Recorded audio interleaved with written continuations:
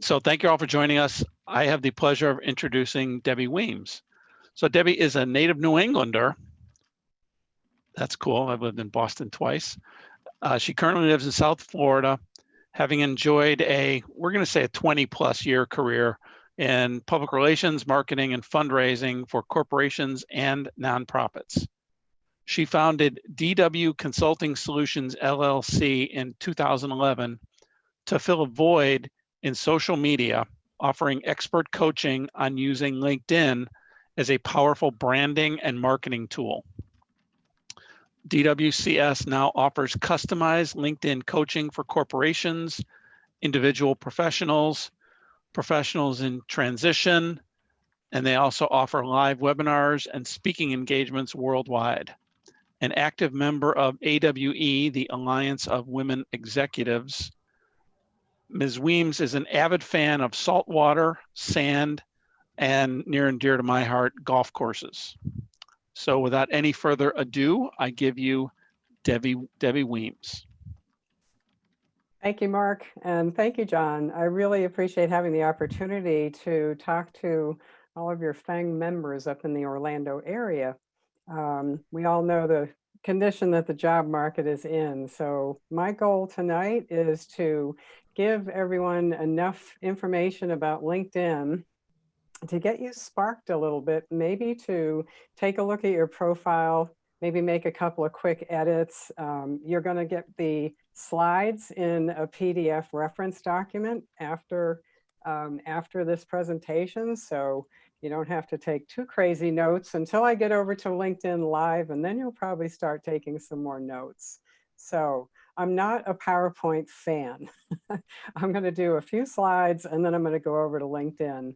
And we'll open up to Q&A at the end, and I can talk all day. So John, you're gonna have to give me a high sign when it's time for me to be quiet and take questions. Will do, and I have confidence that everything's gonna go well. Thank you. All right, so I'm gonna get started with just a few slides. I like to tell people a little bit more about LinkedIn in terms of who you're dealing with on the site. And I am a numbers person. I love to stay up late before they come out with their quarterly reports. So this is the latest from all of the different stats they like to report. Whether you realize it or not, LinkedIn's been around for 17 years. Microsoft bought the site about 4 years ago, and they are still adding more than 2 new members per second around the world. So right now there's a little over 706 million members on LinkedIn in over 200 countries. The real figure to pay attention to is that there's about 60 million members who are considered active. It is now the largest professional online network. Now, as far as who's the biggest, you know, Facebook is the kingpin for numbers of people participating on that platform, but LinkedIn is the kingpin for professionals. So whoever your target market is, whatever line of work you're in, and I am going to aim a lot of this presentation at people in transition because that's a pretty prominent subject right now. And LinkedIn is very much a part of the hiring process. And over the past, I'm going to say 10 years, because I've been on the site for about 13. And when I started my business, when I launched it, it was the #1 resource for HR in the US. And then gradually they added Canada. And then they said, okay, both of the Americas and now Europe. Well, now worldwide, the HR industry loves this site. And when you think about it, there's a whole lot more detail that can be gained from viewing a LinkedIn profile as opposed to just having, you know, a 2-page or 3-page resume. So it's important to understand that the expense of onboarding continues to grow. And one of the challenges that they do have right now in the hiring industry is to keep the new people that they get on board. Typically they have a challenge with the younger job market where if they're not happy with a job in a few months, they're out. They go on and try something else. I don't think everybody has that luxury right now, but that is a challenge. So when they are looking at you as a possible candidate, if they've gotten in front of you on LinkedIn, it's a given that you have the skill set that's needed, but the profile, you can add content to give the hiring manager an idea of whether or not you're going to fit the culture of the company. And that's really important. And it's also one of the areas that we kind of lean on in our coaching. Don't skimp on the extra sections that you can add. And I'll make sure I point out where you can see those. Over 35 million companies have a LinkedIn page, formerly known as a LinkedIn company page. I still call it that. But they dropped the word company because now they encourage colleges, universities, nonprofits to create a page to go with the professional profile.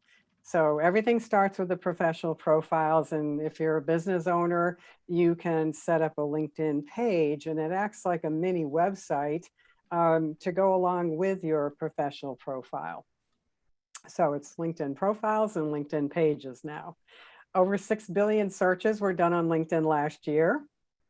Pretty significant number. You know, when people need a product or a service, or sometimes the HR people will jump on Google, but they have plenty of other sites to look at.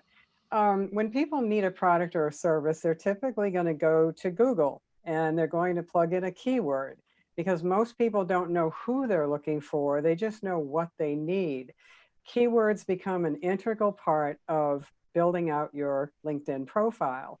And the way that you're found on LinkedIn against all that competition that's out there is to have your keywords ready and to repeat them in a professional manner throughout your content. So we call that intentional repetition, and we've become really good at it. I've been doing this for 9.5 years full time. This is all I do. I like to play golf, but I don't do it for profession. And, you know, the important thing is to understand that there is a right way and a wrong way to set up a LinkedIn profile. So I'm going to give you plenty to work with. What's important? Okay. Your invitations to connect are 5 times more likely to be immediately accepted if you take a minute and personalize them. The only way to do that, when you find a lead on LinkedIn, wherever you are on the site, if you're not on the person's profile and you see a little word that says connect, don't tap on it. Take a second and go to the person's profile.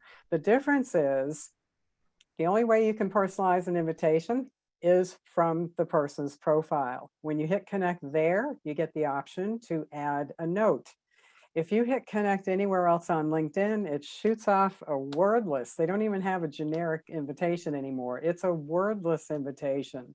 So I'm telling you, it's worth the few seconds to go to their profile and personalize. Thank you, Debbie. Debbie, Yes. I'm going to interrupt you for a second. This is Mark Bryce. Thank you very much for that, because I've done exactly what you're talking about, and I didn't realize the trick was to be on their profile.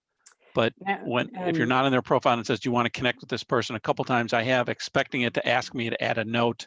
Yes. Because when I get a request to connect and it's just a standard, please connect with me on LinkedIn, I'm usually not impressed. But if someone is going to take the time to say, I participated in a FANG meeting, or I met you at Publix last week, or I saw you riding your bike and you're really an ugly guy, but you know, I'd like to connect with you on LinkedIn anyway. Just the personalization of the note is enough for me to accept it. All right, I will stop interrupting you, but I wanted to echo. I want to say thank you for that, because it'll prevent me from trying to connect with someone in an impersonal way in the future. Right. No, I thank you for the interruption. That one is well pointed, and I'm glad to hear it, because now you're reminding me that it's a little bit different on this device, which is equally annoying. We who do what I do, there's plenty of us around the world now, but we really wish that LinkedIn would get it together and streamline some of their processes between the desktop application and the mobile app. This is important. When you look up somebody on the mobile app, don't hit connect on their profile. It's completely opposite. You want to look, whether it's an Android or iPhone, there's going to be 3 little dots at the top right corner of the screen when you're on the full profile. And that's important, because that's the only way on the mobile app to get the option to personalize your invitation. So now that I've confused all of you, I'm going to move on. Again, it's easier to show you some things when we're in LinkedIn. Over 90% of all searches, whether they're done in LinkedIn or Google or anywhere else, they're keyword driven. So the keywords are really, really important. Just, you don't have to go to Google AdWords to figure it out. You know, all of you are in finance, so finance is going to be one of your keywords. It goes on from there. If you are a CFO, titles are keywords too, because that's how HR is going to search. They might type in Chief Financial Officer, or they might type in CFO. So when it comes to acronyms, you want to have it both ways. And I'll show you where to use those keywords in a second, but I just wanted to mention, stop and think about, how would you look for yourself? You know, how would you describe your skill set? It's all about expertise. It's not about adjectives. So my keywords, anything that starts with LinkedIn speaker, coach, advisor, expert. I'm comfortable using expert now because it's been 9.5 years. It took me about 5 or 6 years before I was even going to use that word. But the point is, think like a layperson. What would they type into the search field to find somebody like you if they didn't know your name or anything about you? That's the way to think about keywords. And I meant to ask John before. John, when I get to LinkedIn, I'd love to use your profile if I may. Yes, that is okay. Nothing like putting you on the spot. No, I welcome it. It'll be good All right. feedback. Only Thank you. half of it is legit, though. Wait a minute now. He's heard me before. I do know it's not perfect, but it'll be a good example. As you're building your network, which you never want to stop doing that, you can let your network know that you're searching. Just be precise. There's nothing more frustrating to me than to see someone who is in transition. Maybe they've chosen to use that green hashtag open to work. I'll talk about that too. And they put out a post and they say, hey, I'm seeking my next position in the Orlando area. Let me know if you know of anything. And there's no description. I have seen people attach resumes to those posts. I'm not real keen on that. You have to change your resume every time you send it out. You've got to match up your keywords to what's on the ad. More on that in a second. But if you're going to put it out there in a post, be precise about what you're looking for and where, because your network is much more likely to act on that than something that's not so descriptive. I think this stat is really impressive because when I started on LinkedIn 13 years ago, well, okay, let's get real. When I launched my business 9.5 years ago, I couldn't get a CEO on the phone with me to save my life. They didn't want anything to do with me. They're like, why do I want to talk to her? And they'd throw me over to their HR department or the sales manager, anybody but the CEO. And now with our corporate contracts, it's kind of fun because I won't sign off on a contract until I work with the CEO one-to-one. So I could write a whole book about that experience and how I get through all the gatekeepers, but there are ways to do that. But I think the important thing is to know more and more people are understanding the value of this site, and particularly CEOs. And I think that's really great. Regularly means average of 4 times a week. Okay, there's a jobs tab on the navigation bar, and they're always adding to it. I'm going to show you a couple of new features there to create job searches and alerts, but there's also a way to practice video interviews, which I think is very cool because a lot of people are very intimidated by the camera, and it's a great way to practice. It's you and AI, and they actually give you feedback on your presentation, whether you're smiling, if you're looking at the camera, because too many people look down and they want you to look at the camera, that sort of thing. Great stuff that they're adding to help out job seekers. Okay, over 94% of those 706 million members, they're using the basic membership. I'm not against the upper levels. Certainly there's some terrific value to Sales Navigator, Recruiter, Premium. All of our coaching is based on the basic or premium membership. And often I work with people that have upgraded to premium and they're not aware of half of what they're paying for. And that kind of breaks my heart because When I was unemployed at 57 for 2 years, that's another story, but that's how I found LinkedIn. 23-year career in nonprofits, and kind of got the rug pulled out from under me. And, you never think it's going to happen to you. And lo and behold, now there's thousands of people out there that just had it happen for different reasons. But I had to find another job. And that's how I found LinkedIn. And one thing led to another where I was really into the idea of being able to engage and network with people online and then bring them in front of me by networking in person. Okay, we're not doing that right now, but you can connect with local professionals, get to know them by inviting them to the next FENG meeting. If they're in finance, that's a great way to introduce them to other professionals. And it is all about them when you do that sort of inviting. Okay, last slide. I told you I'm not a PowerPoint fan, but this is important to understand. And I know a few of you have heard me before. Bear with me. I really think it's important for everybody to know how the network is put together, because then you understand why one of our strongest points is you just never stop building your network. I have over 11,000 people that are first level connections after being on the site for 13 years, but I still send out 5 invitations every morning. It's part of my day. I've been doing it for years. And I'm very particular. I don't accept every invitation to connect. I'll cover that too. But here's the way it's put together. The idea was, the whole platform was founded on the idea of the 6 degrees of separation. If you're not familiar with that ancient theory, it means that everyone in the world is connected by 6 people, which sounds incredulous. I'm telling you, once you get into LinkedIn with any degree of regularity, it's more like 4 or 5 people. You'll be amazed at how people are interconnected.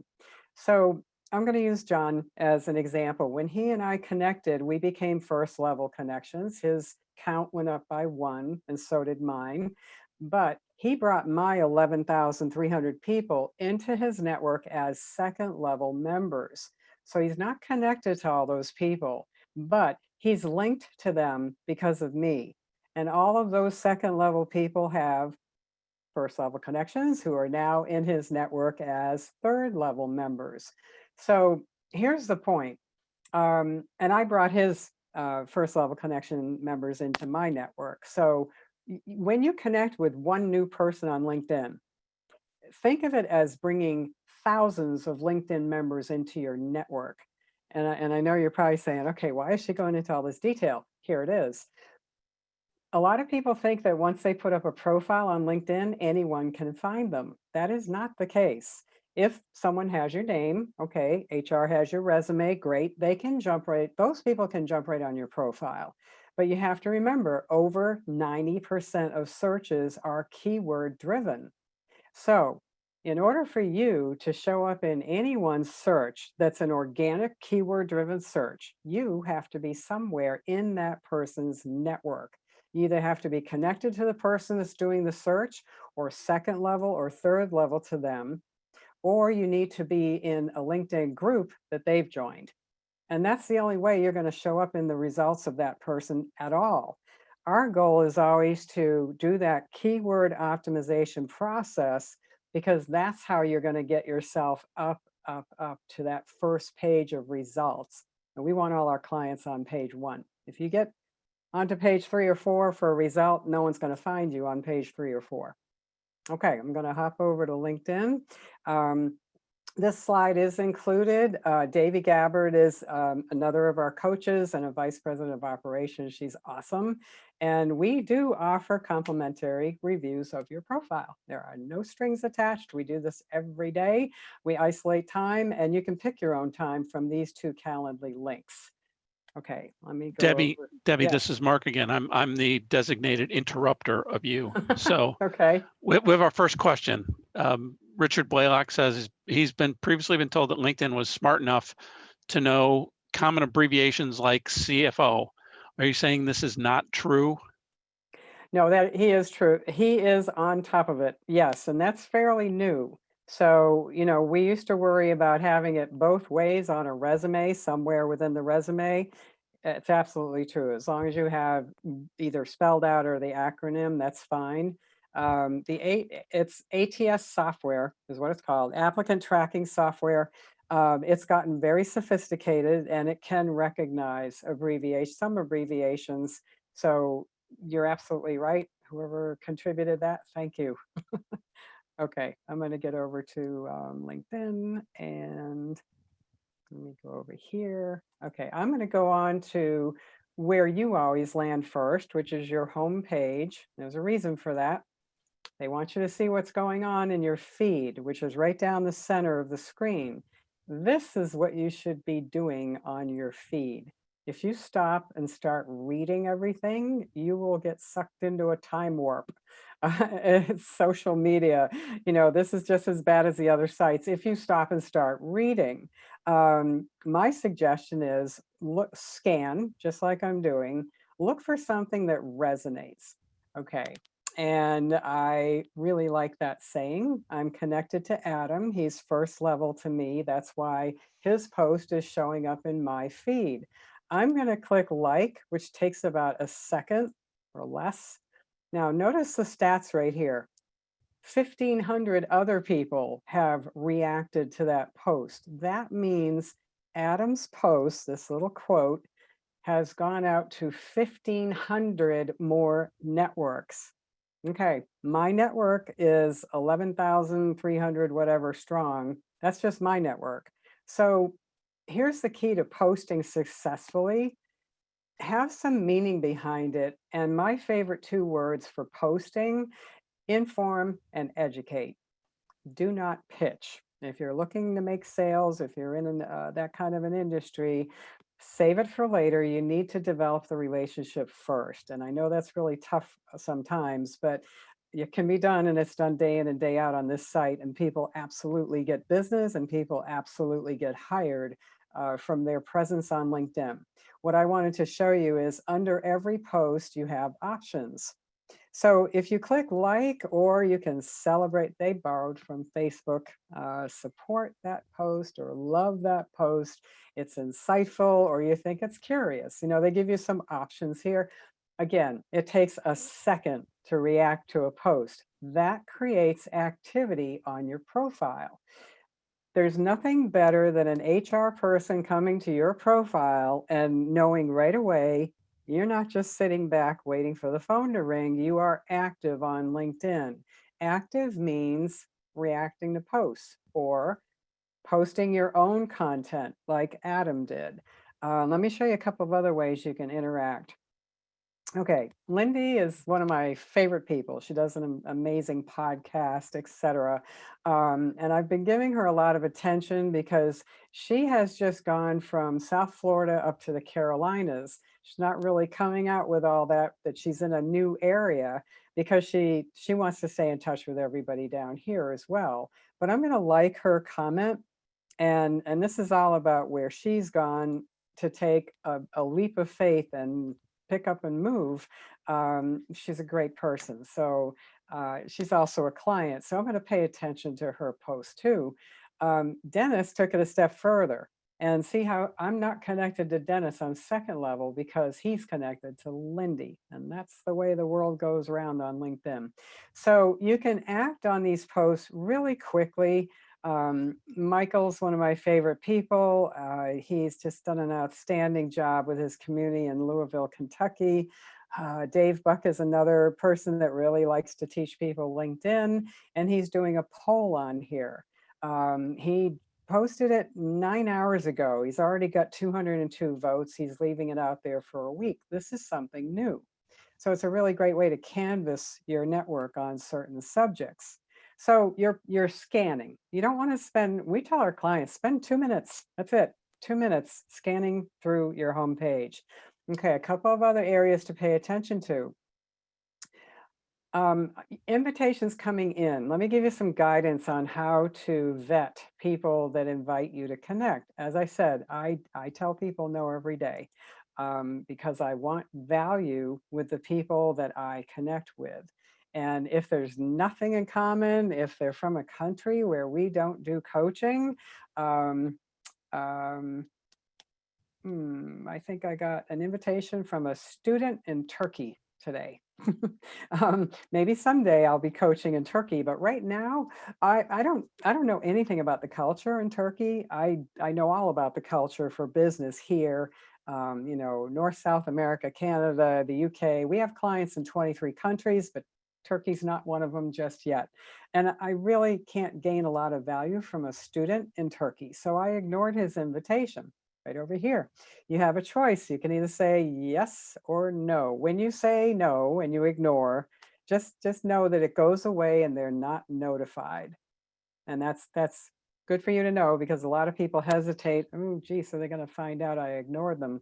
No, I don't know anybody that goes back and looks up people that they used to invite, unless you're intent on connecting with someone. Like I was intent on connecting with an influencer, and she had 80 something, 80,000 connections. The limit is 30,000. So if you see someone that has more than 30,000 connections, it means that they might have reached the 30,000 limit, and then they have a whole bunch of people following them, like Bill Gates, or any of the big name celebrities or, prominent people. They're going to have a lot of followers. So I invited her, and in my invitation, which was personalized, I said, hello, so-and-so. This is my favorite phrase, although we've not met. Okay, I want to put her at ease. I'm not pitching her. She might see that I'm a LinkedIn expert and think, oh, geez, she's going to pitch me on LinkedIn. So to put people at ease, if I don't know them, I always say hello, first name, and I start my invitation. And this is not in your handout, so you might want to write this down. It's my favorite phrase in 9 years, really. If you tell the person you're acknowledging the fact that you don't know each other, it'll instantly put them at ease. They're more likely to take a look at you. So hello, first name, although we've not met, I noticed I'm giving you one of my best templates right here. And you can manipulate however you want. The idea is to call them by their first name, introduce yourself by saying, although we've not met, I'd like to connect because. And then you look at their profile and make sure you pull something of interest or synergy from the profile. And if you notice you have mutual connections that you know really well, you might be able to drop a mutual connections name into the invitation.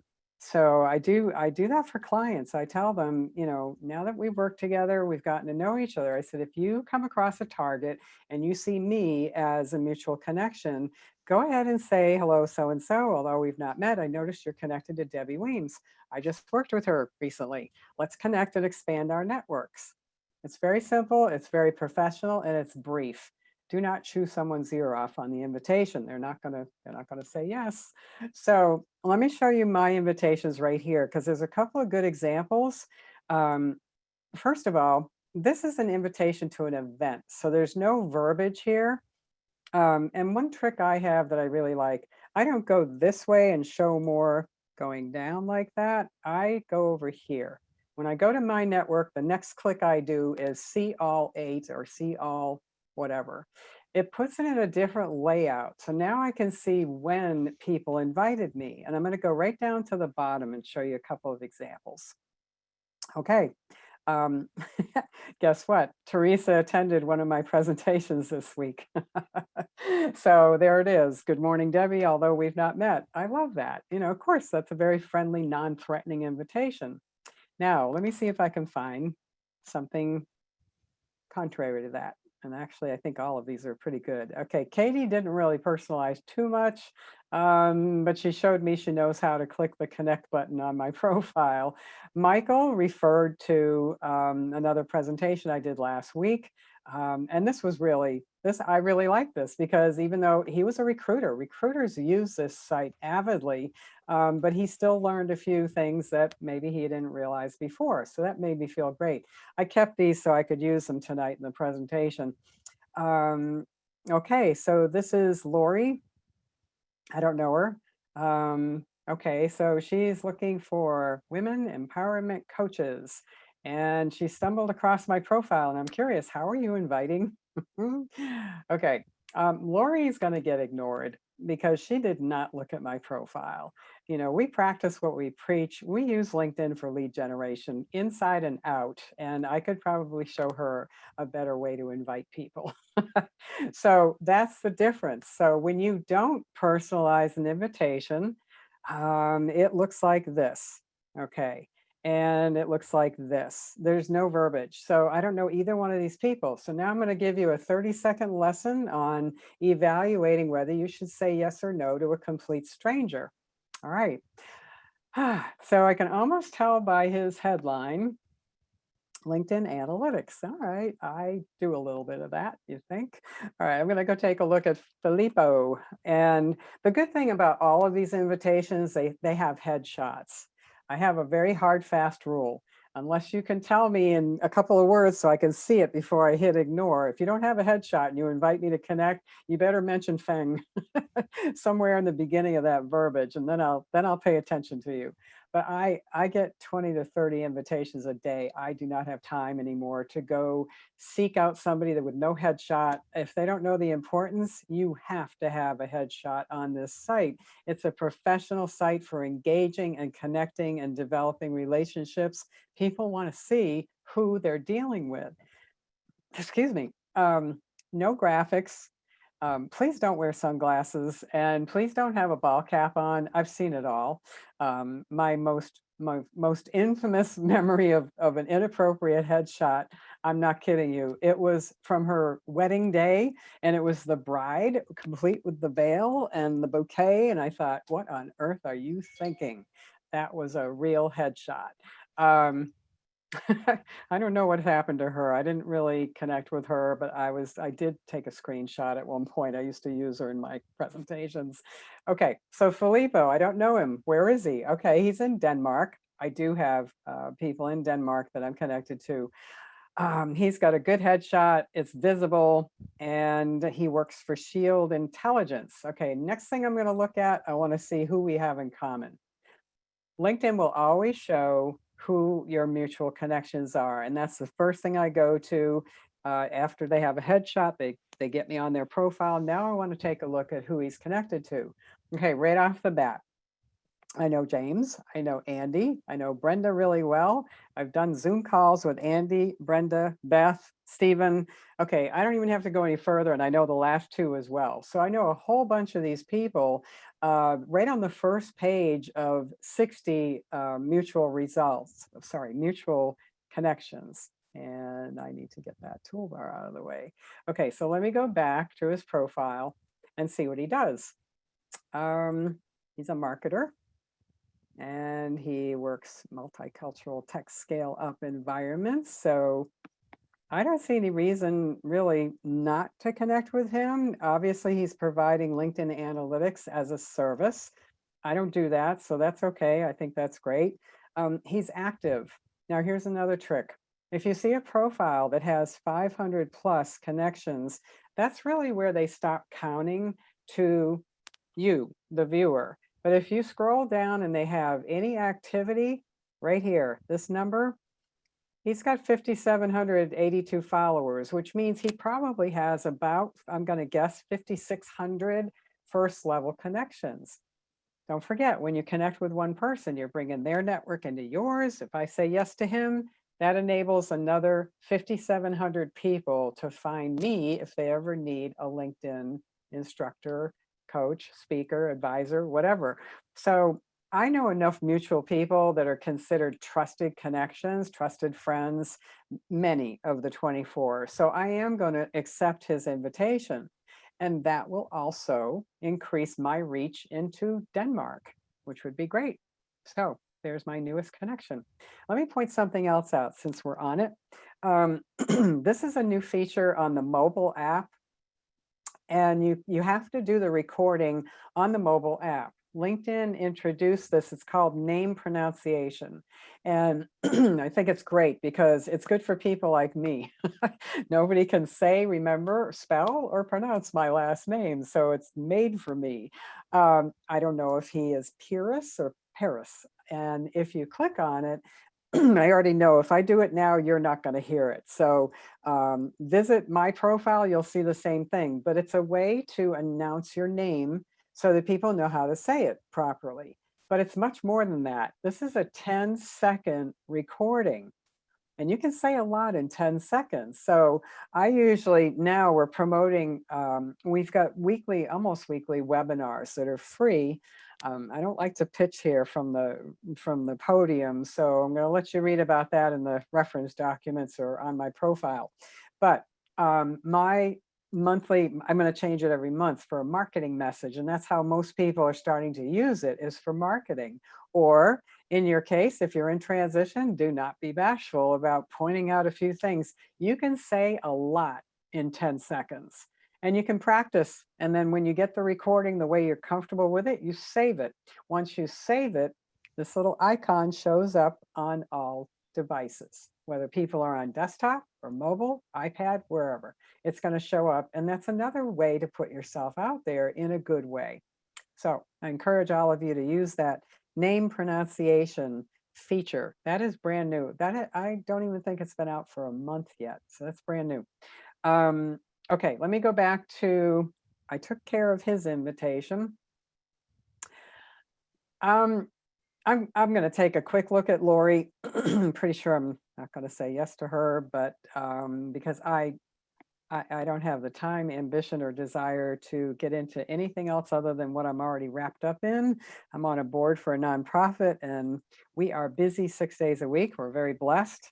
So, okay. No, you know, I love you dearly, Lori, for inviting me, but I don't want to pay for your program to look for leads. I do it for free on LinkedIn. So I'm going to ignore her invitation because I know she's going to sell me and I'm so tired of that. I just don't want to bring more of it on me. So I'm not hesitating.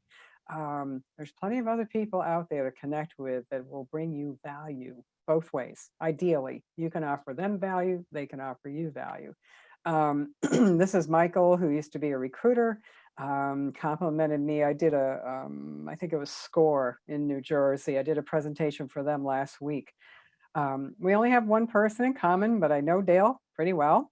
And usually recruiters have a decent profile. What he's missing is something I do want to mention to everybody. He's missing the banner background. And let's see, there's two things you can do here. You can upload a photo that you happen to like, just to add interest to your profile. And I'm going to show you an example. I have permission from a client of mine named Gary. And Gary's profession is not photography, but he took this picture and it's a great one. It definitely adds interest to his profile. It's better than not having anything in that space like the fellow before us. John, I'm going to jump on your profile because I like John's background banner. It's called a LinkedIn banner. And this is the type of photo. You need a horizontal type layout. And if any of you are inclined to be into designing or making up your own banner, you can do that too. There's a number of platforms that enable you to create a banner. Canva.com is one. That's the word canvas without the S, CANVA.com. Best thing they've done all year, they've created a LinkedIn banner template. So you don't have to mess around with the sizing.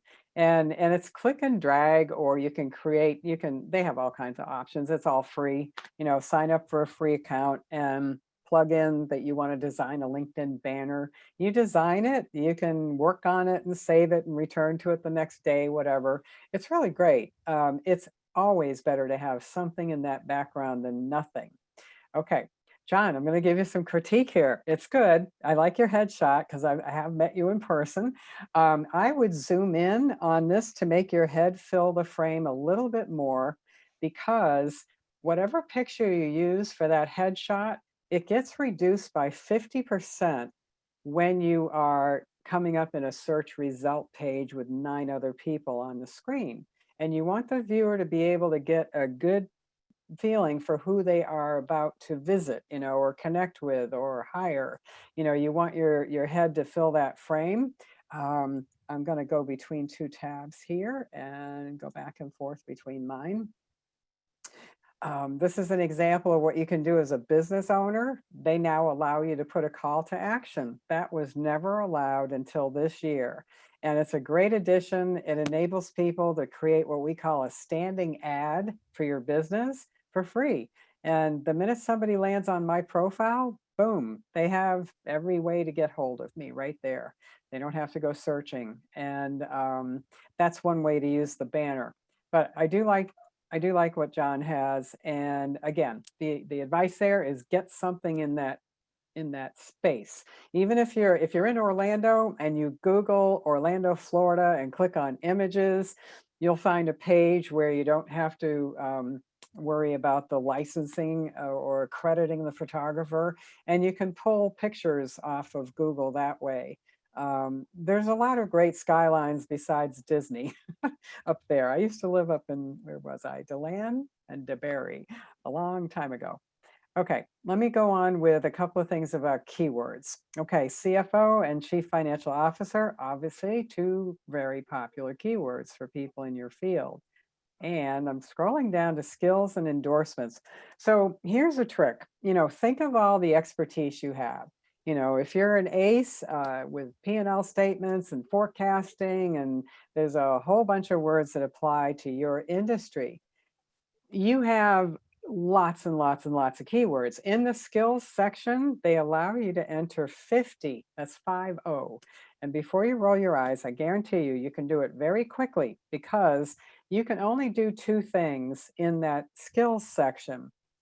The reason I'm getting into this particular section is because so many people, they'll put 5 or 6 skills in and they'll never add any more. And you're really shortchanging yourself on search engine optimization if you don't max out the 50 that are allowed. Now, I just want to show you one of my favorite tricks. If you run out of ideas for skills, plug one of your own words into the search field and look at other people that do what you do. Scroll down to their skills section. Look at the words that they're using. Corporate finance is probably one that you can all use. John, I'm going right into the rest of your list. These are all really good searchable keywords. It's a perfect example of the different keywords that are definitely prominent for your industry. Probably a lot of you could use a lot of these keywords. So max out the 50. They're going to help you the minute you start typing a word. Let me go back to my profile just for a second. This is important to fill out. That's why I'm really getting into the detail here. So you don't have to pay for this. Add a new skill. So, okay, I've maxed out the 50, so I need to get rid of one to make room. I'm going to go down here to, okay, training's kind of a not so definite word, whatever I'm trying to say. I think I could say it better. All right, so I just made room to add one more keyword, and I'm going to click add a new skill. And the minute I start, by the way, all of these are suggestions from LinkedIn, because I just put some new content in my profile a couple of days ago. Every time you make a change on your profile, it triggers the algorithms, and they're out to help you. So if I wanted to, I could pick any number of these. But just to show you what they're going to do, if you type in finance and you scroll through these, and I think they fixed this. Oh, no, they didn't. All right. Type in finance, you have to scroll through the middle, but you have all these different relevant words. They're trying to save you time. Anything that applies to you, once you start giving them an idea of what your skill set is, they're really going to try to help you by suggesting these words. You don't have to pick what they put in front of you. They're just trying to save you time for typing. So if it was corporate finance, then you click on that and then add it. Okay, I'm going to back up on that because I am not a finance expert. So I'm just going to get out of there and leave that extra skill for another presentation. Real quick, recommendations can make or break how an HR person looks at you. They don't just look at the skills, because they can see the number of people that have endorsed you. Let me tell you flat out, recommendations always have way more weight in your favor if you have recommendations on your profile from within the last 6 months. So lot of times we'll go on people's profiles, and when we get ready to work with somebody, we'll scope out their profile and really scrutinize it. And if the last recommendation they got is 2 years old, that's not, I mean, it's nice that they got the recommendation and it probably still applies, but 2 years old, work on that. If you don't have current recommendations, go through your list of connections. You can find it under My Network, and then it'll list your connections, and you can also export a list of your connections. You don't get the email, but you get the name, first name, last name, title, company, and the date you connected. And we do that every couple of months just to have a backup of our connections. And since I brought it up, now everybody wants to know how to do it. Okay, this takes like 1 minute, so I will show you right now. I'll check on the time here, make sure I'm not getting too crazy. Okay, so here are the steps to back up your connections into an Excel file, which is very handy. Before I get too sidetracked, the reason I'm telling you this, give to receive on the recommendations. That is our strategy. Find a few people in your list that you know can give you a good recommendation. You initiate the process. So give them a really nice, unexpected, unsolicited recommendation. You will make their day. I guarantee you, when I get an unsolicited recommendation, I have a big smile. It's like, wow, I didn't ask for that. And it's just a real feel-good thing. And guess what happens at the end of the process? LinkedIn is actually going to encourage that recipient to reciprocate. And they do. That is the best way. We think that's the best way to get really good recommendations on your profile. Now, all that being said, you do have to be connected to the person to get a recommendation or give one to them. And I know in your field, sometimes that your compliance regulations will prevent you from getting recommendations. If your firm allows them at all, go after recommendations on your business acumen, your follow-up, how you treat your clients. Are you willing to go the extra mile? They don't have to come out and say, oh, John saved me $20,000 on my taxes last year. They don't have to get specific, because that is in violation of your compliance regulations, but they can talk about you, the person. He's a great dad. If he treats his business the way he treats his family, and everything's in order and hunky-dory. Okay, I'm getting lost here. You get the idea. Just don't hesitate to ask for a recommendation. That is entirely appropriate on LinkedIn. It's just that we favor the strategy of give to receive. If you're able to offer some recommendations, you're very likely to get recommendations back from those people. Okay. How to export your connections. Click on Me in the navigation bar. That's the first step. That's only 3 steps. The second one is Settings and Privacy. This has changed. The whole layout is new from a year ago. I think they changed the whole layout about 4 months ago, because I had to change all of our reference documents. It's right here. The first page you land on. Get a copy of your data. You click on that. And okay, I have someone in process of working for me right now.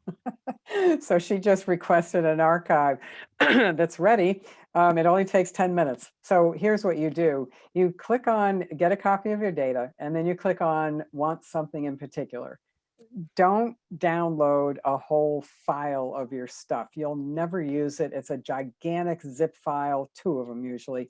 Go for the particulars, and then check off connections. And then you'll say, you'll click the button that says Request Archive. And then they're going to ask you for your password. They are very particular about who gets this file, for good reason. In 10 minutes, you'll have an email from LinkedIn, and it'll say, Debbie, it'll say your archive's ready, click here. And you click on it, and then you can save it to your hard drive wherever you'd like. So that's a very handy backup to have. And we do encourage people to do that process.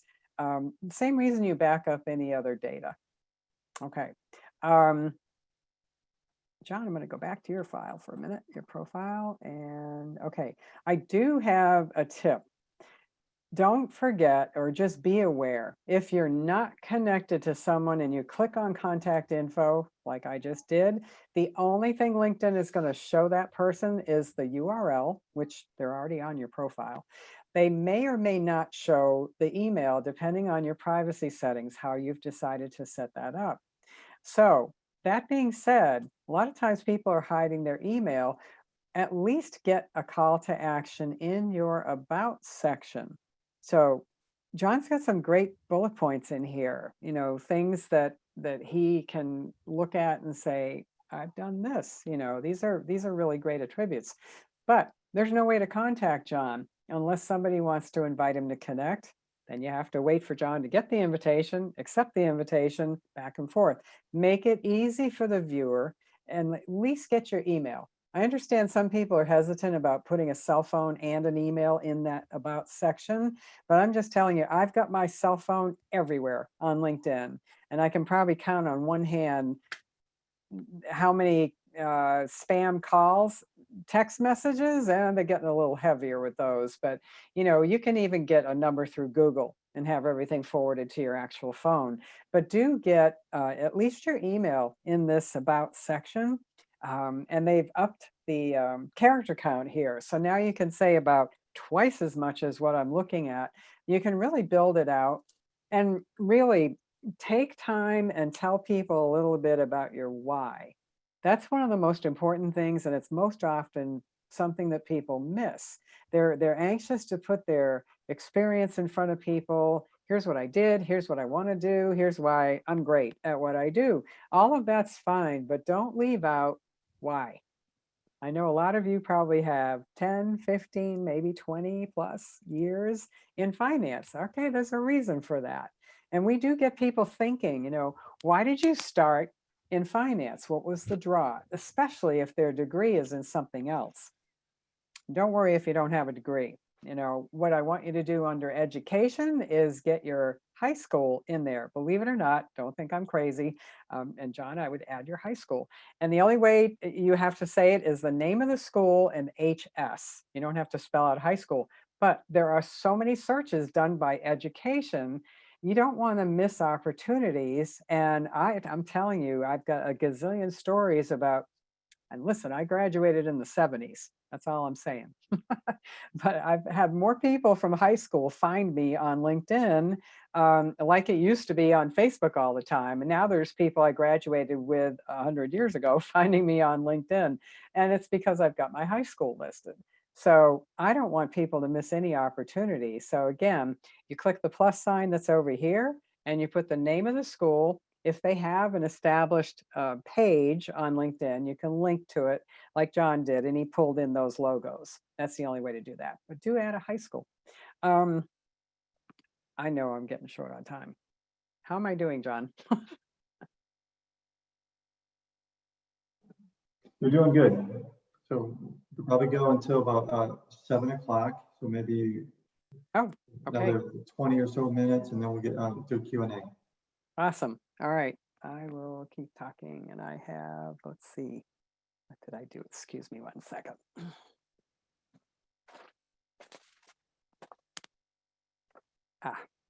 Yeah, the first thing that I had written in my notes about tips is make sure you get the call to action in the summary, because LinkedIn has proven, whether it's an HR person or just somebody that's found you, when people land on your profile, they will read your summary. I still call it a summary. They just changed it to the about section. I don't know why. I had to change all my handouts. But it is I still call it a summary because that's what it should be. It should be a combination of things. We run across business owners all the time. There's not one word about them in their about section. It's all about the company, what the company does, what they can do for them, the viewer. And I'm like, wait a minute, you're making connections here to build relationships. Don't be afraid to let people know a little bit about you. Sometimes I use the person's background. If they're from the Midwest and now they've been in Florida 10 years, I might say, what was the draw to Florida? What brought you here? Sometimes it's work related, and I'll use that right in the summary. So Include your call to action, put a little bit of information about you in the summary, and let's see. Oh, let's go talk about the open to work. I think the quickest way to bring this up. Oh, I'll just search for job seekers. That should do it.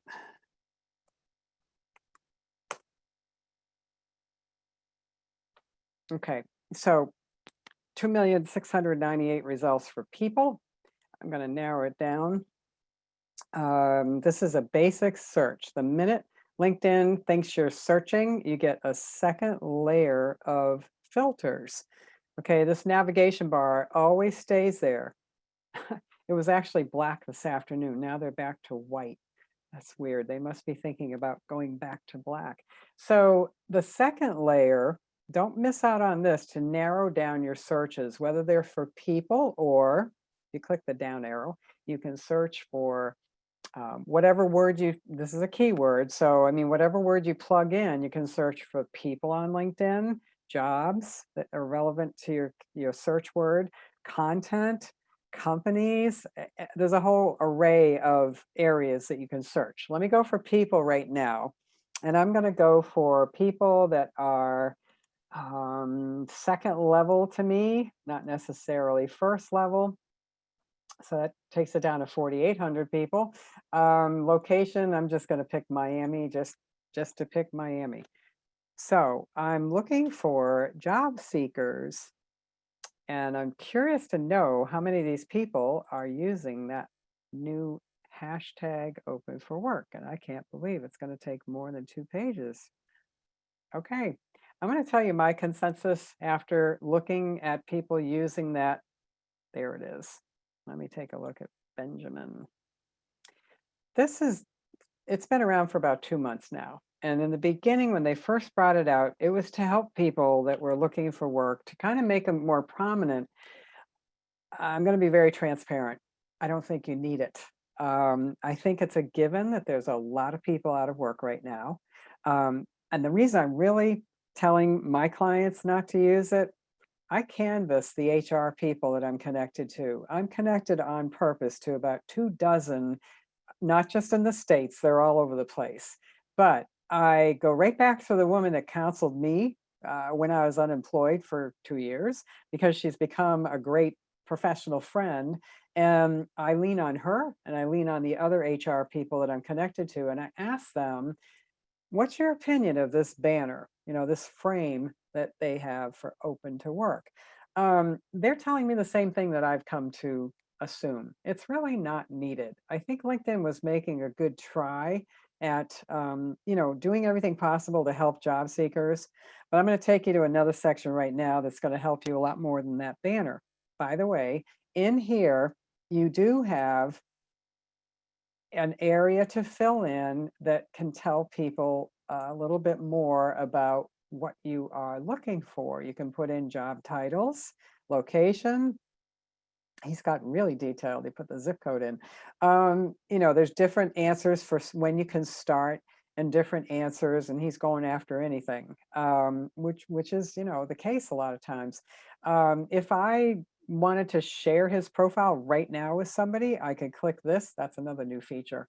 And I can instantly share his profile to maybe an HR person if I were to know Benjamin, which I don't. Let me show you what I think matters as far as helping you as a job seeker. In this navigation bar, you have the Jobs tab. I'm clicking on it. Everything I'm going to show you is available on the basic free profile. When I get to a couple of things that are on premium, because I'm premium, so I could get to know it inside and out and talk about it intelligently to people that were considering the investment. That's the only reason I'm premium. But it comes in handy because so many people pay for premium and they don't have a clue what they're paying for, so they're not even using the services, the extra options. Here's what's available to you on basic, all of this. I'm sorry, the salary is not, but my jobs, job alerts, interview prep, and more. I want to go into interview prep for a minute. This is where I was talking about the video practicing, prepare for an interview. So you have categories, and there's all kinds of categories. So let's just go into corporate finance and see what's in here. So they have 17 questions ready for you that are typically asked in an interview, or they might be asked. So these are questions very relevant to that category. So you pick a question. How do you assess the company's financial health? Okay. So over here on the right, now they're giving me sample answers. Excuse me. So I'm going to view the candidate answer and feedback. There's all kinds of stuff in here that you can go through. That's one answer. Then you can go down through a few more. You can go through the tips about that question. You can look at someone's video about that question. And then when you feel like you're ready, you can practice. So I just think this is so cool. This is pretty new. I'd say in the last maybe 6 weeks, they put this in to really help people get used to the camera, because let's face it, before COVID, I don't think I have ever done a video interview. Now I'm getting it as a speaker. They're testing me out for all the virtual presentations. So I am getting interviewed now. But pre-COVID, how many people interviewed you over the airwaves? So when you hit practice and get feedback, when you're ready, you've already chosen your question, okay? And you can go back and do this 17, 18 times, as much as you want. It's all interactive with AI, artificial intelligence. If I hit record a video, it's going to start recording me and I'm going to answer the question. Or you can write a response here. And what they'll do when you submit it, they will come right back with an evaluation and a critique. And if you're not smiling, they'll tell you. If you don't look like you're very confident with the way your body language means everything on an interview, it's really a great practice area. I just encourage all of you, if you haven't done this, try it, because you have nothing to lose and everything to gain. I'm going to go back. So you have all these categories besides finance, and they get into it, wealth management, all kinds of stuff. So try that. That's under the jobs tab. And the other thing you can do, let me back up, is if you need help on your resume, oh my goodness, I had to back up a few times there. If you need help on your resume, click more and see what they do with Resume Builder. Work on your profile first, because they're going to draw from your profile and give you a sample resume. If you can swing it, it's always best to pay for certain services. I've probably viewed 500 or so resumes in the 9.5 years, because we work with job seekers all the time, COVID or not. Your profile, I can't emphasize this enough, this is part of the hiring process. And when you put your resume in electronically on all those different job boards, let's say that the HR people get your resume in electronically, very first thing they do with that resume, it gets scanned for ATS software. If you didn't take the time to stop and change out some of your keywords, usually at the top of your resume, core competencies, or however you have them listed, those are all keywords. You have to look at the ad and you have to pull the keywords that they're looking for and make sure they are somewhere on your resume. If you don't take the time to do this, you could be the best candidate on the planet and you're going to not get in the running, because the ATS software is going to kick you out and put you in the file 13. Then they take all the resumes that did pass the ATS test. And let's face it, this is a huge time-saving piece of software. Almost every HR office uses it. When it first came out, it was phenomenally expensive. The big companies used it with the big budgets. Now almost everyone can use ATS software. And you just have to make sure you've got some of those keywords in your resume so that you can get through that process, and then they come right over to LinkedIn to your profile. They will read your summary. They spend about 4 seconds on your summary, but you better have one. That's the about section. And they're just going to give you a once over. And I just remembered I forgot to show you one thing on the profile. Anyway, this was the jobs tab. Put your title in here and you can just, it can be this quick. I'll just look for CFOs in Orlando. I'd like to get rid of West Palm. And okay. If you can spell correctly, it helps. Okay, I'm going to say CFO Orlando, Florida. That's it. That's what I'm looking for. Okay, so got 55 results. That's over here in case you can't see it. If I want to, and you should, I'm going to turn on a job alert. Okay, I'm not going to do it because I always do that and then I forget and I get a million. Here's what happens. You can, on the free basic profile, you can create up to 10 job alerts, 10. So if you're open to working in other areas, you might consider a search for CFO in Orlando, a search for CFO somewhere else. You get the picture. If you're not familiar with something called Boolean search, you need to kind of get up to speed on it. Okay, so Boolean search is this. It's when you want to put in more than one choice and you use quotes, and I'm half in the dark here, so I'm looking for my keyboard. Yeah, you can spell it out both ways. So what I'm doing is I'm putting, I got to stop talking. I can't talk and type at the same time. Oh, what else?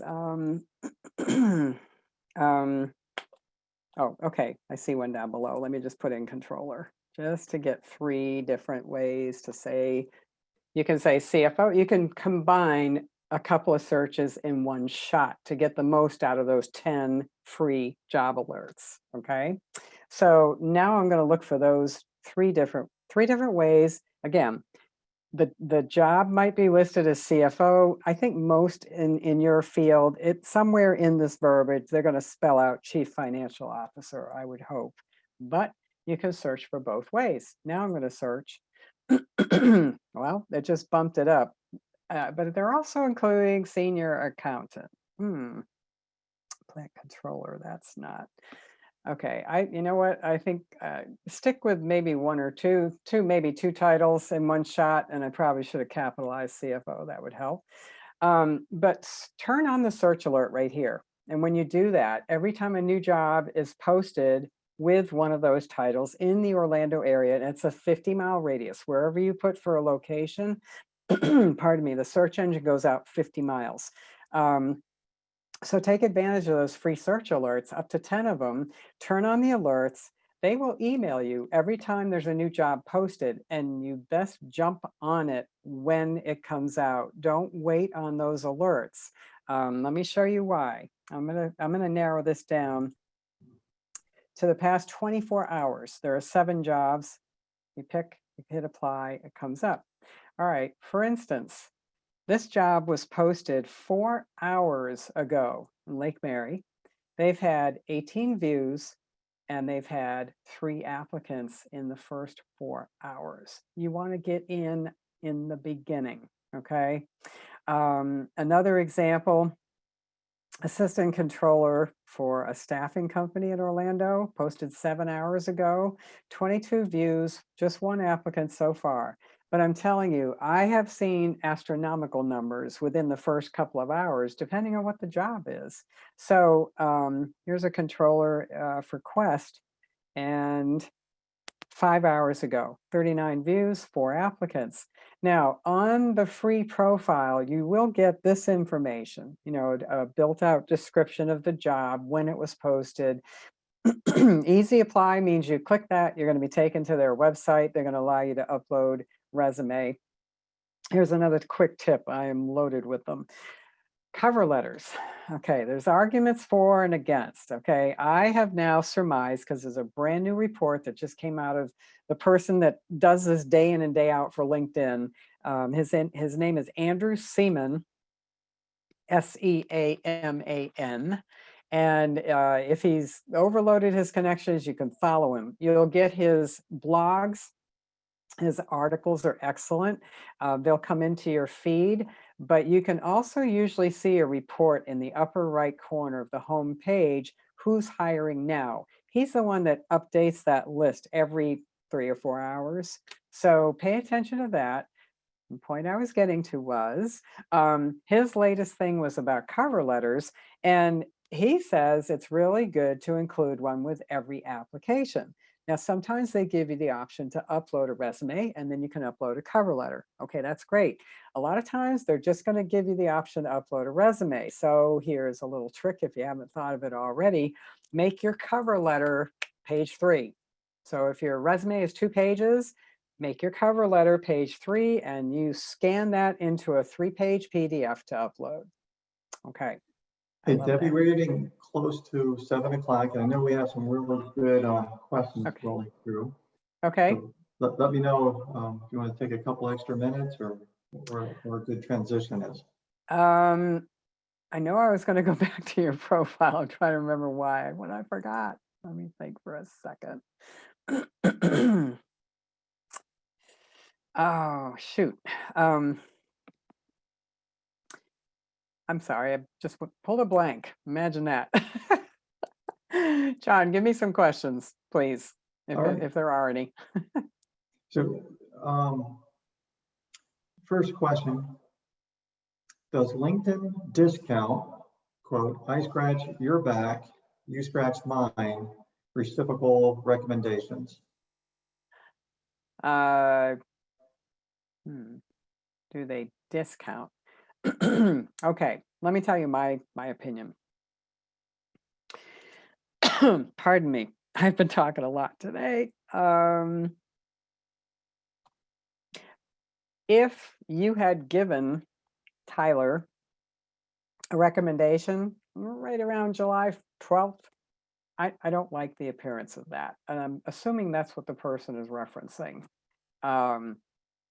I would, when I tell people to offer recommendations, I tell them to space them out a little bit. Don't do them all on the same day because it's going to be tracked right here on your profile. If someone has a whole bunch of recommendations given to them that they've received, and if you click on given and they have a whole bunch of the same people, tit for tat type of thing, I'm not in favor of that. You can withdraw a recommendation you've received so that the person could give you a new one. That's possible. And on your own profile, the setting is going to be right around here to edit your recommendations. And it'll take you into the ones that you've given and the ones that you've received. Excuse me. And you can alter them that way, but be careful of that. That's my recommendation there. All right. Next, it says, I tried uploading a background photo and got the following message. Your submission did not succeed. Please try again. I tried again several times and got the same message. Any suggestions? Maybe the Yes. photo was too big. Yeah, let me take you right to the Help Center and this more steps to give you more knowledge. When you have a question like that, the fastest way, don't call me if it's the middle of the night. Go to me and then help. The trick is choose the bottom option. Don't even look at this stuff. Don't put your question in here. Go down to remember they have 700 million members. They're going to try to get you to get your own answer. If you really need them, you're going to have to do it this way. Open help in a new tab. And I will get that answer for you. So this is a LinkedIn banner. Specs. Enter. Okay. Now, they will give you the answer right here on the first page. right there. The very first one is the one you want.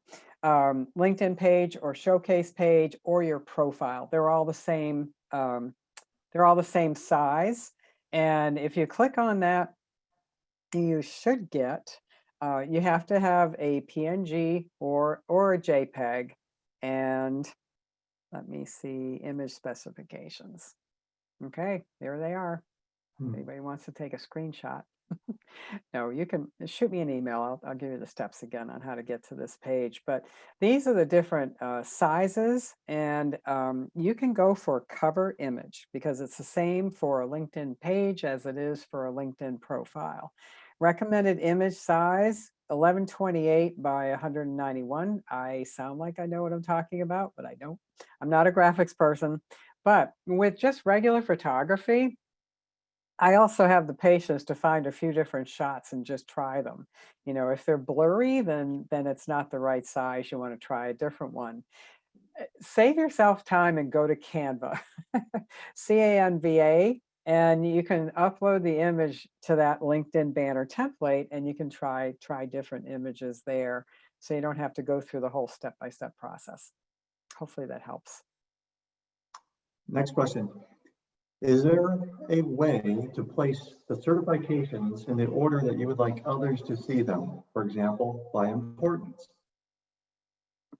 Let me see. Okay, so I just did a webinar on LinkedIn Learning, which comes with premium. If you happen to be on premium, you click work and just click on learning and get in there. There's a wealth of stuff you can do in there. When you complete a little course, you get this. And I'm pretty sure it goes under certifications, and that way I can show you. Yeah. So I think, so these are the different courses I've finished. I tried a variety of them just for the webinar to get familiar. Okay, I'm thinking, I don't think it's relevant to date. If you can, okay, if you are able to rearrange them, this is what you're going to have. See, nobody can tell me what this thing is called. Somebody said hamburger one time. If Yeah. I wanted to put my high school above my college, which no, I don't want to do that, but you click and you drag like that. Hmm. Okay, so if you have that little whatever this is called, then the answer to your question is yes, you can rearrange them. If you don't have that showing up when you pull your cursor over there, then you're stuck with the order in which they are listed. And you just have to practice taking them out, putting them back in to figure out which one's going to end up on top. Terrible answer, but that's the only one I have. Now, if you can see the hamburger, you can move the hamburger. I'm going to put that Next. as a reference document. How can you let it be known you're available without that information getting to your current company and coworkers? Yes. Okay, so there's a option over here called messaging, and let me just caution you. It's not going to show on my profile because I'm using on your profile. There's going to be a section right here that asks if you're job seeking. The other place you'll find it under jobs, I think it's going to say career interests, and career interests is going to show up right here somewhere. I think it's to the right of job searches. So either under the jobs tab or on your profile, you're going to have the option to tell people that banner of a hashtag open to work. The other reason I don't want you to use it is because they will open you up to everyone on LinkedIn. And in little tiny print, it's going to say, and also putting you in front of recruiters, they'll encourage you to do things. Make sure you read all the fine print, because one of the little fine lines says, we can't guarantee that your resume or your profile will not show up in front of your company's HR person. So you have to be careful. Honestly, boy, if you have to stay under the radar, you don't want people from your company knowing that you're looking. You can't put it out as a post. What you can do is go into messaging. I just clicked on it, and you can send out private messages. I'm not an advocate of ever using this. I only used it the other day. I sent a message to 23 people because we're doing this huge thing tomorrow for veterans. And my goal was to fill up 50 slots. There's 3 coaches. I've got myself and 2 others. We're doing reviews all day from 9 to 5. And I was so excited to have 3 people available. I said, okay, the goal is 50. We're going to do 50 reviews.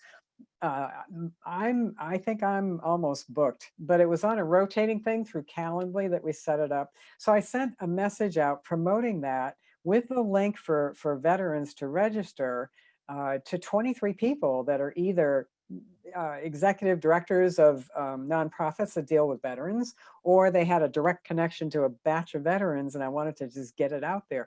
That's the only time I use the multiple name thing, because if one person responds to you, everybody in that message gets the response. And I can't stand that. It's like a group text on your phone and you want to get out of it as people are going on and on and on there. You get the idea. So I would stick with private messaging, because these messages, if it's just to one person, they're between you and the person. Okay. Honestly, email outside of LinkedIn. I just don't want to lead you down a road where you might be seen by someone in your company. We do profile content. If an executive comes to me or anybody and says, I need to look for a job, I'm working, I'll be fired if they find out, then we craft what we call a professional statement for their about section, so that we're real careful not to make it look like they're looking for a job, but it's a professional statement. Another way people phrase that is that it's your digital footprint, and it talks about you, why you love the type of work you do, what you're doing now, and you give a little stroke to your current employer, so that doesn't raise any eyebrows. You're talking about your employer, what you currently do. And you can highlight a couple of career highlights. There's nothing wrong with doing that in the about section. And then you just put contact info at the bottom, not to discuss how I can help your company type of contact info. If someone's not under the radar, we do, our verbiage is a little different on those summaries. If you don't have to worry about people seeing that you are looking for a job, then my favorite strategy is to hit the home button and put a post out there. And rather than attach a resume, you might get clever and think of another image to attach, professional, that might grab people's attention. And I'm going to tell you now, red is a great color to grab attention, and so is dark blue. It's really funny what people are attracted to, but this is, again, if you don't have to worry about who sees your post, but be precise. If you're going to do a post, tell people exactly what you're looking for. And listen, the people that you are connected to, that do know that you're seeking work, keep them posted. When I work with job seekers, I tell them, when you have an announcement, or in reverse, when I work with a company that wants to hire and they don't want to pay for the recruiter level of membership, I show them how to do the hiring right off of their profile. And if they have a LinkedIn page, you can do the same thing off of there. You don't have to pay for the recruiter membership. You get lots of bells and whistles, but you may not need them. The next question has 3 parts. Can you tell us a little bit about LinkedIn security? Second, what are your thoughts of including the phone number? I know you touched on that a little bit, but it then goes on to say, in many areas, a phone number is now kind of becoming equivalent to a social security number. It's where the banks reach out to you and etc. And then third, are any concerns about voice recognition with that new function that you shared with us? Okay. Let me go for security first. These are really good questions, by the way. Privacy controls. We have, we call it our top 5 privacy controls. And I'm just going to show you the first one we go to every time. We go to me and then settings and privacy. I'm just going to plead with you all, go through some of these, at least the ones that are under sign in and security, and the ones about how LinkedIn uses your data, because that's going to tell you a lot. If you go under sign in and security, you're going to get a process. I mean, we almost insist, we pretty much do insist, unless somebody gives me a good argument why they don't want to do a two-step verification. We're going to tell every client, yes, you do want to enable this. This is one of the best things they've ever done. Listen, nothing is nirvana when it comes to security, virus, all that stuff. I mean, hacking, LinkedIn got hacked, I think it was several years ago, but here's the point. Why wouldn't you use an added layer of security to prevent hacking of your account? I got hacked about 6 years ago, and I was teaching people how to use LinkedIn, but I didn't know about this privacy control because under every one of these headers on the left, there's about 14 different privacy controls. Who's going to go through all those? Well, hopefully you will at some point. I'm not saying you have to do it all at once, but people don't pay attention and off they go. They agree to LinkedIn's terms, they start their profile, and they never go back to look at these privacy controls. So at the very least, click me, go to settings and privacy, and then on the left, click on sign in and security. Click on the two-step verification and turn it on. It's just like every bank, every credit card company, anything financial online. I'm sure you all have this enabled on more than one account online, probably. But they will text you, when you turn it on, they verify your phone number, and then they'll send you a code. They'll text you a code to your phone. You put the code in, and then you get into your LinkedIn account. If you don't have the code, you don't get in.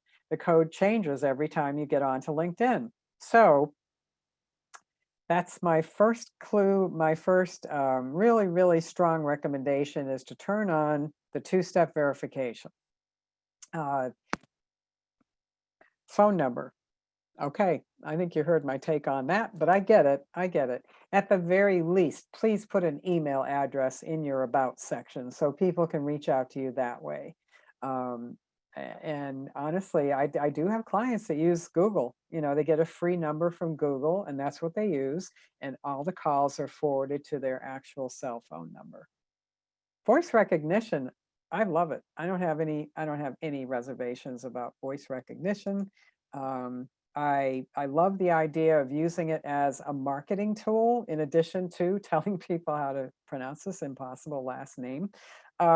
So we're promoting our webinars this month. I'm going to change the message to something more holiday themed at the beginning of December. You can say a lot in 10 seconds. I have no reservations with this at all. Good question, though. Okay. There's Unless y'all want to buy me dinner, I'll take one more. Where to put, where's a good place to put publications and/or speaking engagements? Great question. Okay, publications can be a lot more than just books. Okay, let me show you how I use it. All the way down. Oh, first of all, let me show you at the top. This is what I was going to show you. I just remembered. Thank you, whoever put that question in. Here's where you can add more content to your profile. At the top of your profile, you're going to have Add Profile section. Click on that. Under accomplishments, and don't ask me why they bury so much stuff under accomplishments, but they do. If you've not clicked on that, you need to do this. So when you click on it, they're going to give you about 13. I've used some of them, but you have the ability to add all these different things. If they're applicable to you, get them in there. Do not be bashful about honors and awards.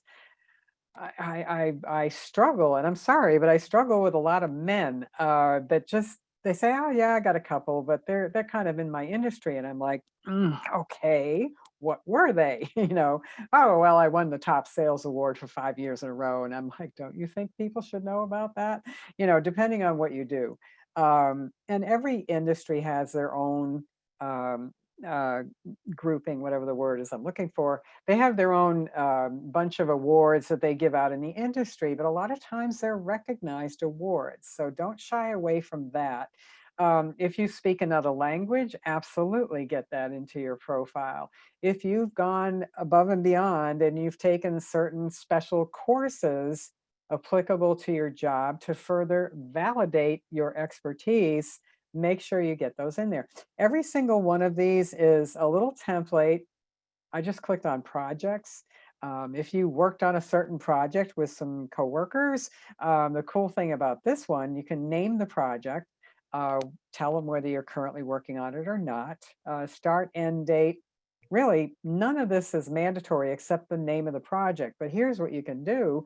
You can add another person that worked on it with you. So we do monthly, or they're actually weekly, I think now for the moment, monthly LinkedIn webinars. Okay, so I might create them, but I have 2 other people. You have to be connected to them to do this, but Davy can be pulled into this, and I can't do this yet because we haven't announced her. She's trilingual. I'm chomping at the bit, but she has to officially leave her current job. We've trained her for 7 months. I'm so excited. It's our 3rd coach. She isn't on the reviews tomorrow. But I can pull other people in here that worked on the project with me. I can save it, and then they show up. And this is a link right to their profile. Okay. So that is a good place to add different stuff.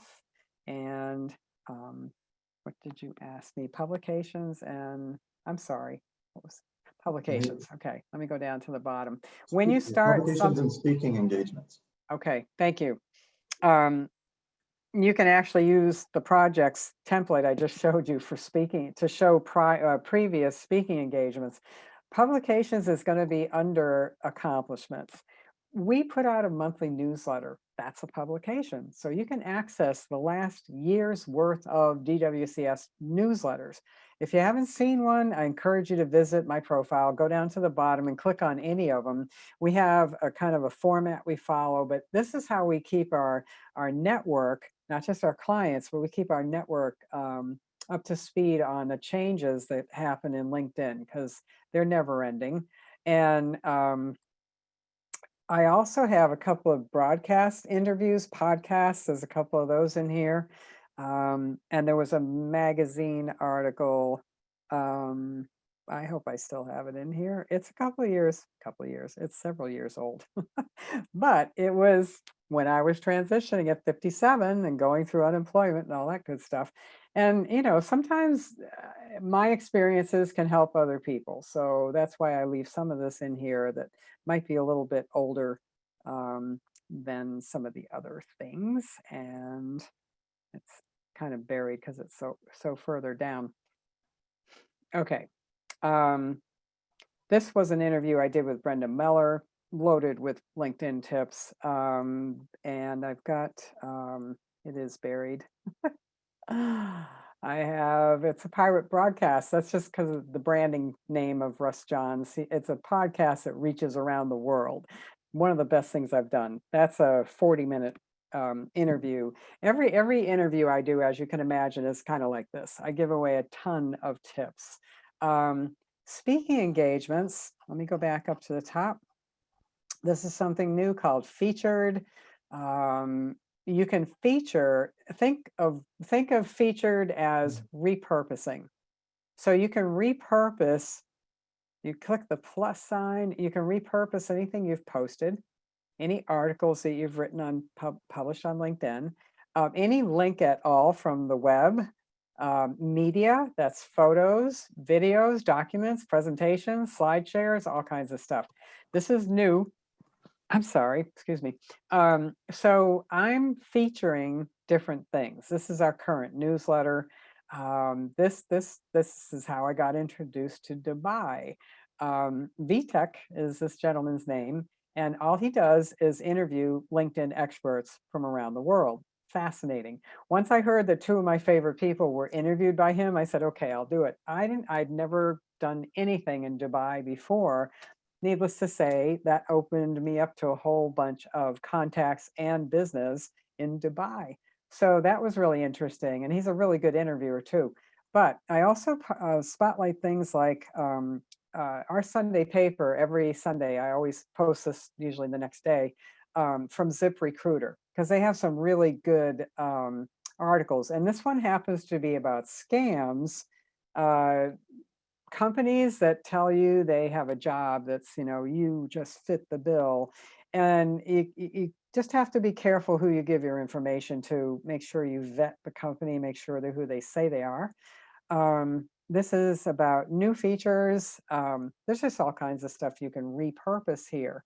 That's new. It's a way to blow up something you've already posted. So when I have a speaking engagement, let me see how fast I can find this. So under people's activity is where you can find their posts. So you go to all activity, and then you go right over here to posts. That shows you what they've originated. I'm going to have to do some scrolling here because I post a lot. But this is how a new client, I just worked with him. He's a keynote for a Toastmasters thing on Saturday up in New York. And he had this flyer already. So we just scanned it, saved it as a JPEG, and put out the post. I clicked like on it because he's a new client. I'm trying to help him get exposure. But the one I put out on Sunday, and I typically do this every Sunday, I try to, oh, sorry, wrong one. I try to post what I'm doing for that week, and I'm getting there. I'm almost there. This is a Zoom call I had with a lady that was in Israel. Never talked to anybody in Israel before either. People are interested in different things. You never know what's going to hit, a hotspot with people. That's a screenshot from a Zoom networking event. I encourage all of you to do that. You just press a button on your keyboard. It says print screen, throw it on a Word document, scan it as a JPEG, and you've got a post talking about where you just did some networking. Those are always well received. This is our promotion for the veterans. I really put that out a lot. I swear I'm getting to it. So on Sunday, I posted, good grief. Even busy. Oh my gosh, I'm blessed, really. I'm sorry, I really didn't mean to take so long. This was about learning about LinkedIn Learning to get ready for that webinar. I think I went right by it. So what I did was I named Feng Orlando. I mentioned all of the speaking engagements I had this week. There we go. And I just used my logo as the image to attach to it. And where are we? That was a week ago. Did I not pick the right one? Friendly Score, Palm Beach UCF. I'm sorry, that was last week. I went by it. Okay. Anyway, that's what I do to get my speaking engagements out there. And if there's a separate flyer, I'll post that. This was an interesting test. I've never posted anything like this. This is not my style, but I got so irritated. This was an in-mail, kind of similar to an invitation. I blocked out her name. I almost didn't do that either, but no headshot. Okay. This came into my inbox, and LinkedIn direct message campaigns. Hey, Debbie, my team and I run a direct messaging lead generation campaign on Sales Navigator. We build blah, blah, blah. Brief call to learn more. Oh, there's so many things wrong with this approach. No signature, no sign off, no picture, just a direct pitch to what her company does. And I'm sorry, she caught me at a bad moment, and I put this together, and then I waited before I posted it because this is not me. However, I introduced this post as it was also voting day. So I said, today's been a tad stressful. My country, because I'm worldwide. So everybody I know overseas was like sending me encouragement. You can get through November 3rd, whatever the result is. So I just said today I received another unwelcome solicitation from a member who obviously had not looked at my profile. So these people are using automated software, or they're using an automated message like this to just throw it out to their network, and they're shooting fish in a barrel. And it's a horrible way to try to engage. We're staunchly against this approach. And so is LinkedIn. And you do have the option. See these three little dots? That's in the corner of every message, every post, everything that you see in your feed. You have the ability to tap on those dots and you can report the post. Well, not on mine because this is my profile. But if you were tapping on the three dots, you get all these options. And I tell people, do not hesitate to report an inappropriate post. If it's insulting, if it's inappropriate in any way, LinkedIn wants to know about it. They do go after the people and they do restrict their accounts. And if they get 5 of those, hey, this person just put spam in front of me. If they get 5 of those, they get shut down. So, I mean, LinkedIn does take this seriously. So anyway, I put it out there and I tried to make it like an educational post to the person I was responding to and to my network. And I said, how many of you can relate? Are you receiving a huge number? I really feel like this has doubled or as I said, tripled in the past month. We're getting way too much of this kind of communication and it's not appropriate. So I did a screenshot what she said, if it's a she, and then I wrote back, and I actually thought her name was Leslie, but maybe she misspelled that too. I don't know. Anyway, I was I rewrote this a couple of times before I put it out to her. I just said, if you take 2 minutes to look at my profile, you'll see why this approach really sucks, because frankly, it does. When you're trying to teach or promote a service to someone that's been doing it for 9.5 years, it's exactly what I said. This is why automated software violates the LinkedIn user agreement. No one's ever read that agreement. I don't think any of you have ever read it. When I did in-person stuff, I carried a copy in my rolly, my little briefcase thing. So instead, I attached just one page of the user agreement, and we have it saved as a reference document. And it is in this series of comments a couple of times, and you can see it real quick. I'll show you. But look at this.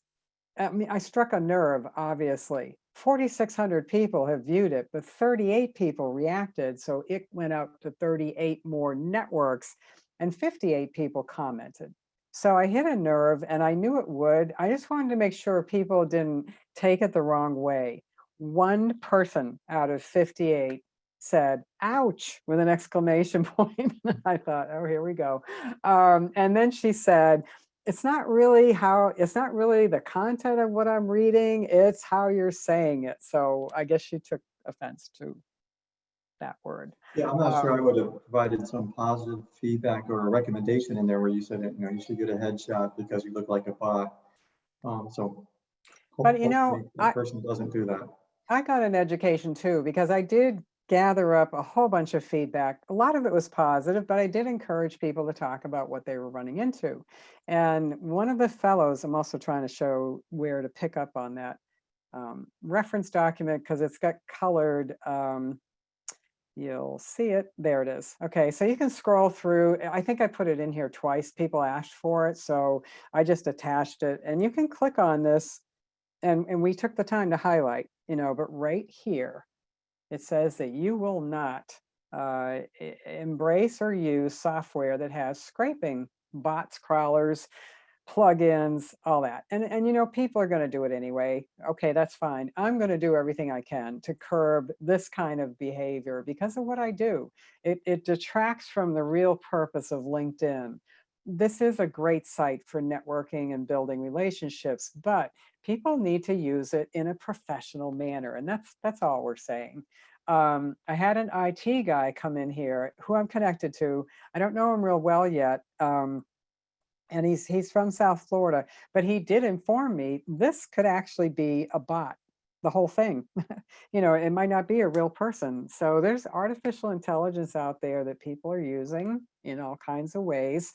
So, you know, and another person said, you know, that may not even be a real person. I said, okay, I don't really care. I don't like getting that communication. It's not appropriate. So anyway, inform This and has been, educate. this has been incredible. And I know by the questions that we've received and how long everybody stayed on the call, that this is a huge topic, beneficial to everyone. A quick plug, so Debbie does offer a service. So we have her contact information out there. Those that have used her service, that have provided me feedback, everything has been positive. So it's been really good. Thank you. And Debbie, you did an Connect with me. outstanding job. It was incredible. I learned so much, and I know others have. Oh, and I'm telling you, it's the surface. I'm just scratching the surface with the basics that I can convey this quickly. But do connect with me if we're not connected already, because my whole team puts posts out all the time, just tips about LinkedIn. There's so much stuff to learn. Thank you very much for the opportunity, John. I really appreciate it. You're welcome. And then a final word is, as a reminder, for those that didn't hear at the beginning with the introductions, our next event, put it in your calendars, December 15th. So with that, I'd like to say thank you. Debbie, great job. Thank you very much, everybody.